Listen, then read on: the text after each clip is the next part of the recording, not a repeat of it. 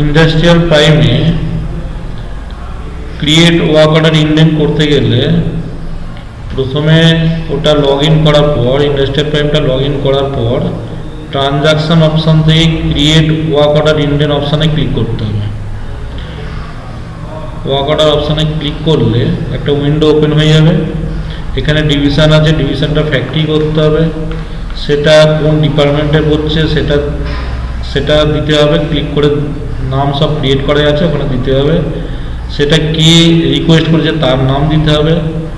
তারই পাশে আছে ডেট, কোন ডেটের মধ্যে ওরা করছে ওয়ার্ক অর্ডারটা, সেটা দিতে হবে। তার নিচে, ঠিক নিচে সেটা একটা টাইটেল দিতে হবে, কি কাজ করতে তার ডেসক্রিপশানটা দিতে হবে, সেটা কোন কস্ট সেন্টারের মধ্যে আছে দিতে হবে, কোয়ান্টিটি কত সেটা দিতে হবে, তার ইউনিট দিতে হবে, রিমার্কসে যদি কিছু লেখার থাকে সেটাও দিয়ে দিতে হবে। দেওয়ার পর ডান দিকে নিচের দিকে ক্রিয়েট অপশান আছে, ওই ক্রিয়েট অপশানে ক্লিক করলেই একটা ইন্ডেন্ট ক্রিয়েট হয়ে যাবে।